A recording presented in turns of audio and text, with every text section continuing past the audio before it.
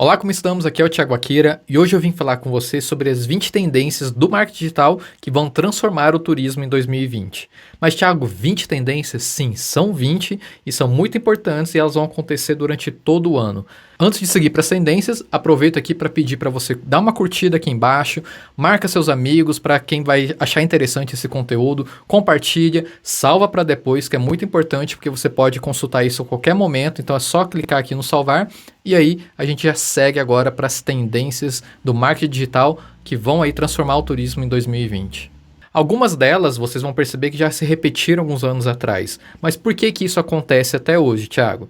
Porque existe aí uma grande distância entre os grandes players do mercado, que acabam aí desenvolvendo isso muito mais rápido e amadurecem isso de forma muito mais rápido, e as pequenas e médias empresas acabam absorvendo isso só com os grandes acertos dessas grandes empresas. Então isso aí entre acertos e erros começa agora a espelhar nas pequenas e médias empresas. Isso eu já percebi no ano passado com alguns cursos, se você já fez alguns dos meus cursos sobre marketing digital, transformação em marketing digital dentro do turismo, vai perceber que isso é real. As empresas hoje estão cansadas dos péssimos resultados de agências, de freelancers, mas não por um problema deles, mas por uma falta de comunicação que existe entre a empresa do turismo e essas agências, essas empresas. Porque o que acontece? Esse distanciamento que não é incorporado numa cultura digital dentro da empresa turística, não tem como ela transferir isso para um fornecedor. E o fornecedor ele vai conseguir entregar para ele algo mais superficial. Então, começou a ter esse amadurecimento em que as empresas turísticas precisam, sim, se modernizar, entender realmente o que acontece no mundo digital, o que é o marketing digital, e aí começar a cobrar essas empresas a fazer uma entrega melhor. E aí, algumas acabam nesse caminho, construindo a sua própria equipe dentro da sua empresa. E isso é muito importante, porque acaba construindo o DNA. Quer dizer que vai acabar as agências? Não, não é isso. As agências vão começar a ser um fornecedor de coisas sob demanda. O que eu realmente preciso, a parte mais criativa, ações, campanhas. O que realmente hoje é as agências de publicidade junto com as empresas, que internamente acabam criando o seu dia a dia, o seu trabalho de vendas e de marketing e acabam apelando para uma agência para campanhas mais específicas. Então, anualmente isso vai acabar acontecendo. E aí, a gente entra na primeira tendência dentro do mercado de marketing digital no turismo, que é a transformação digital dentro do turismo. Essas empresas estão cada vez mais maduras, começam a procurar mais cursos, se aperfeiçoar para poder aí ter mais resultados, perceber esse resultado de uma forma muito melhor. Ela começa a perceber que não consegue entender a linguagem do mercado, do potencial que ele tem, que ele pode trazer para ele, e começa a procurar se formar, para formar equipes ou para trabalhar de uma maneira muito melhor com seu fornecedor de marketing digital. E a gente chega na segunda tendência, que é o que? O adeus final às métricas de vaidade. O empreendedor hoje ele já entende que likes não pagam boletos, já deve ter ouvido falar isso, e é bem real. Então não adianta ter milhares de seguidores se eu não tenho vendas, não adianta ter milhares de likes se eu não tenho vendas. Então isso começa a ser aí um fator de distanciamento dessas métricas de vaidade e um aproximamento dos resultados reais, dos objetivos mais claros, de tudo mais hoje funcionando junto com o marketing digital. Então isso é uma grande tendência. Eu não quero mais likes, eu não quero mais seguidores, eu quero vendas. Então vamos procurar aí isso através do quê? De produção de conteúdo, estratégias, né, de conversão, né, de foco em anúncios, aquela coisa só do orgânico. Ah, eu quero resultados orgânicos. Eles vão surgir lá para frente, mas de imediato a gente consegue aí mais resultados investindo em mídia. E isso vai ficar muito mais, né, perceptível daqui para frente. E a gente segue na terceira tendência, que é cliente no centro de tudo.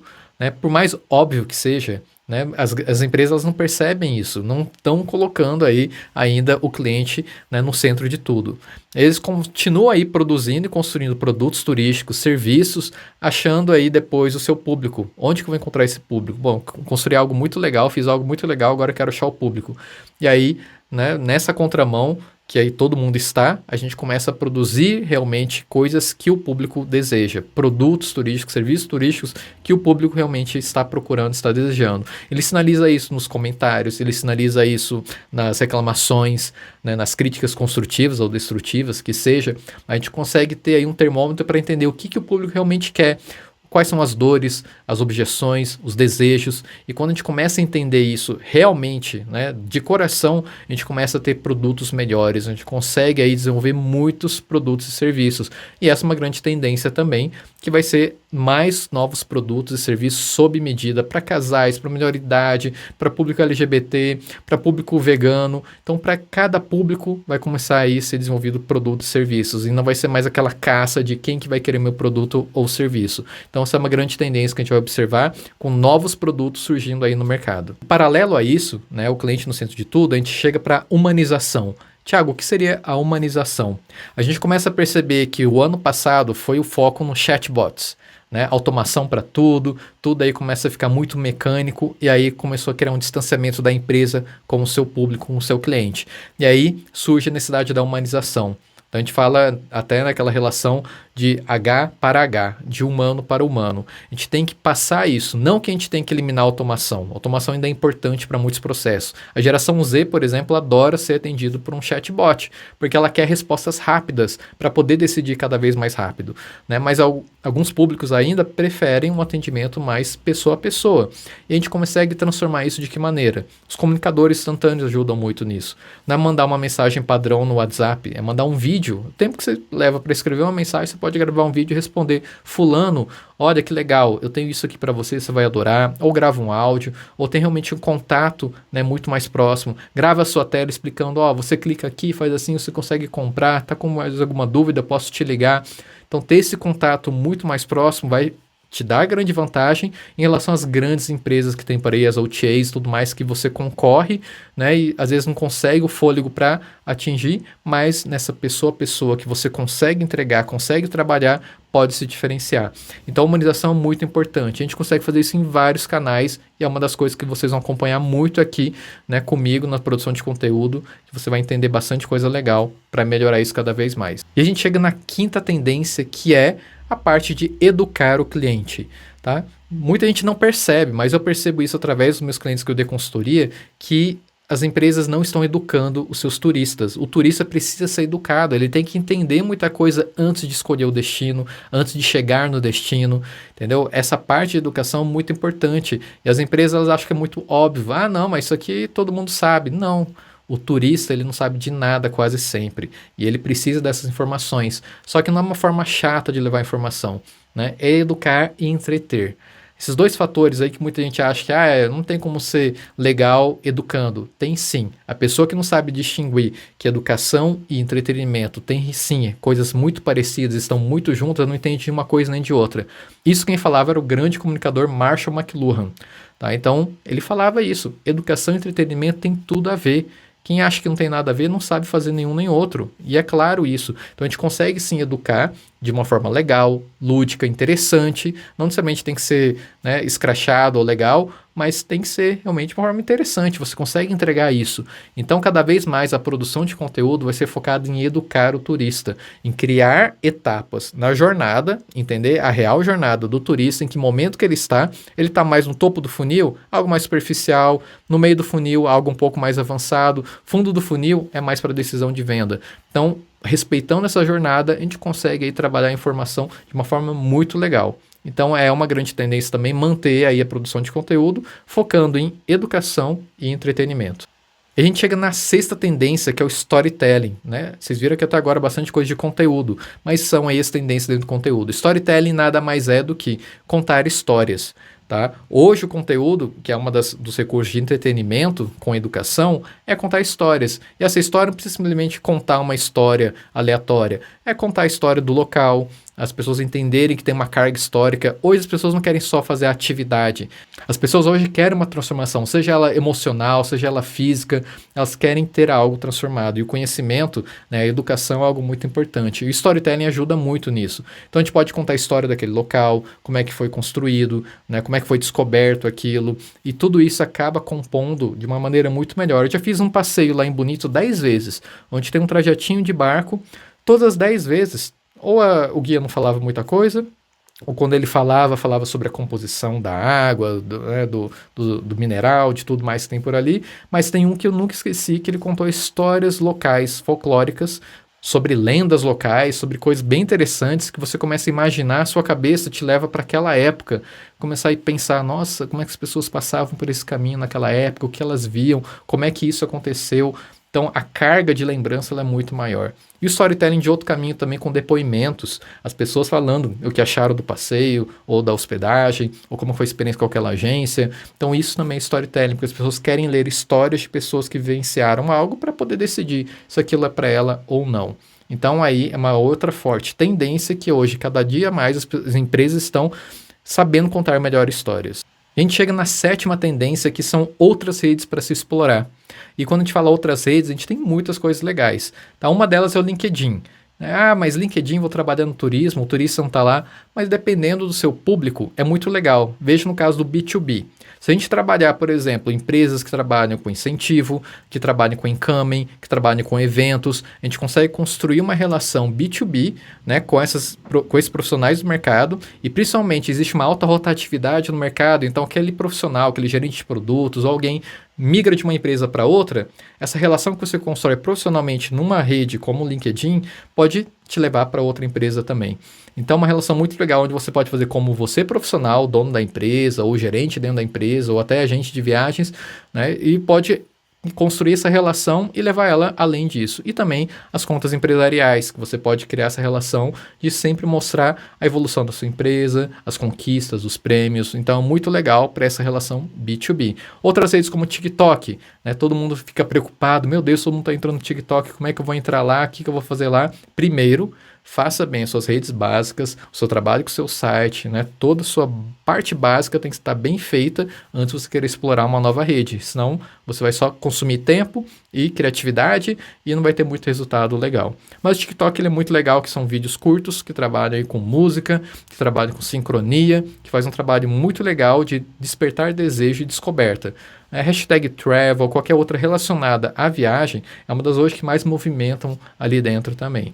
Então, para trabalhar a marca, para trabalhar o desejo, é um caminho bem legal. Principalmente destinos é uma opção muito legal para você trabalhar. E entender também como as outras redes estão se comportando é importante, né? É uma tendência. Se você for ver o Facebook, por exemplo, né, também sofre grandes alterações. A migração deles para outras redes, né, como o Instagram, TikTok, que seja, está mostrando que lá tem um pessoal muito mais velho e força o pessoal mais novo a sair de lá. É normal essa tendência. Hoje, para ter ideia, 40% do público lá dentro do Facebook é 60 a mais. Então, se você tem um público com esse perfil, é um caminho muito interessante para se trabalhar. Então, todas essas alterações que acontecem no mercado, você tem que estar antenado, e essa é uma das tendências que a gente tem por ali. A gente chega na tendência de número 8, que é criar comunidades. Como é que funciona isso? Você não está construindo uma audiência, né, com seguidores, com fãs, só para ser uma mídia de massa, para ficar lá produzindo conteúdo e jogando. Você está criando uma relação. E a comunidade é isso. As pessoas se conectam com você porque se identificam com você, querem conversar, querem trocar experiência, querem entender melhor sobre todas as coisas. Então você começa a construir essa relação com um senso de comunidade. E a gente começa a perceber que existem outras comunidades. E a nossa estratégia, que antes era pautada e pensada em personas, em construir uma pessoa ideal e trabalhar um foco nela, continua sendo interessante? Sim, mas tem que começar a observar uma forma mais assim, que eles chamam hoje de netnografia. É um estudo, né, etnográfico, só que focado na internet. Então, como é que funciona isso? O foco em tribos, em comunidades, é muito mais interessante porque é o efeito manada, né? Aquele grupo, quando se modifica, várias pessoas ali dentro, né, absorvem esse DNA e também se modificam. Então, a velocidade hoje de troca de interesses, dessas mudanças repentinas, é muito mais frequente do que antes. Quem focou em personas nos últimos anos começou a perceber que aquela persona que você construiu não ficou a mesma sempre. Ela mudou pelo menos umas 2 ou 3 vezes durante o ano. Por que isso acontece? Porque as pessoas mudam, os interesses mudam, as tendências mudam, então ela sofre essa alteração também. Então a gente começa a perceber que olhar simplesmente para a persona não é a única alternativa hoje de observar, né, de forma estratégica, e sim observar grupos, tribos, comunidades, para ver como elas se comportam e como que eu vou mudar minha estratégia em cima disso. E na tendência 9, que reflete um pouquinho disso também, seria aí o foco nos micro-influenciadores. Cada vez mais se falam, né, dos micro-influenciadores, como que eles afetam essa relação entre turismo e influência. E a gente começa a perceber que os micros têm um estado muito mais interessante e melhor do que os macro, que é aqueles grandes influenciadores que têm públicos tão diversos que acabam não tendo nenhum público específico. Então, os pequenos nichos de até 10 mil seguidores é bem interessante porque ele normalmente vai ter uma qualidade muito melhor e seleta desse público e também, dependendo na sua estratégia, muitos deles também têm público mais local. Então, se você quer estimular, né, aquele desejo sobre o seu destino, sobre o seu produto turístico para algumas localidades dentro do país, você pode procurar influentes locais de algumas cidades estratégicas para tentar estimular o desejo pelo seu destino. Então, são várias oportunidades que você pode construir pensando em micro-influenciadores. E paralelo a isso, né, um bônus, são os creators, que são os criadores de conteúdo. Diferente dos influenciadores, que têm uma grande audiência, os creators, eles criam conteúdo. Eles produzem textos, produzem fotos, produzem vídeos, né? Tem uma grande produção de uma qualidade altíssima de conteúdo, que não necessariamente tem uma grande audiência, mas que pode te entregar aí boas fotos, bons vídeos, bons textos, e contratando esse serviço deles, vocês, né, pagando, vão parar com essa ideia também de dar um passeio e ganhar algo em troca. É uma negociação comercial. Você tem que dar dinheiro para esses influenciadores, porque eles vão, né, trazer audiência. Se ele não está trazendo, é porque a sua escolha não foi muito boa, ou a venda dessa pessoa, né, como alguém influenciador real, né, aí ele te engabelou aí e te entregou algo que você não conseguiu perceber que era uma furada. Mas isso tem que melhorar, é uma relação comercial. Então, cada vez mais estamos amadurecendo isso e novos produtos estão surgindo dessa relação. Não é só criar uma fotinha, um stories, é ter um e-book, é ter um post muito mais completo, muito melhor do que o seu concorrente. Então, você pode começar a produzir conteúdos com esses creators, que muitos influenciadores também são creators. Mas você começa a perceber essa diferença entre um e outro e começa aí a te dar mais munição para trabalhar aí dentro do mercado digital. E a tendência número 10, que fecha essa parte de conteúdo, é sobre o inglês, tá? A gente tem que cada vez mais aderir ao inglês. Se a sua estratégia hoje é focada em um site que é traduzido pelo Google, você não está chegando para esse público gringo, porque o gringo não vai procurar nunca palavras em português e quando ele procurar em inglês, o Google Tradutor, ele não cria uma página em inglês para ser encontrada pelo Google. A pessoa tem que entrar na sua página em português e ativar a versão em inglês. Então você não está chegando para ninguém com essa sua estratégia. Você tem que ter um site realmente 100% em inglês e, né, toda a parte estrutura do site também tem que mudar. Aquele link que estava escrito em português, né, você tem que mudar ele para inglês também. Então toda essa preocupação é importante porque cada vez mais os gringos estão vindo aí para o Brasil e cada vez mais é interessante a gente fechar negócio com empresas do exterior para trazer cada vez mais gringos para cá. Então se eu não tenho um site ou um material em inglês que eu parei e dediquei para escrever ele realmente em inglês e estou dependendo de um tradutor, a sua estratégia está falha. Então hoje a tendência é, com cada vez mais, na liberação dos vistos, cada vez mais o turista internacional chegando aqui no nosso mercado, o inglês não é mais opcional, ele é obrigatório. Seja para os seus funcionários, para os seus colaboradores, tem que investir para entender inglês, para falar inglês, e também para o seu site, seu conteúdo também tem a versão em inglês. Isso é muito importante. E aqui a gente fecha a primeira parte das 20 tendências de marketing digital que vão aí transformar o turismo em 2020. Essas foram as 10 primeiras. E agora na segunda parte a gente vai seguir para as outras 10 tendências que vão influenciar o turismo. Muito obrigado e até o próximo vídeo.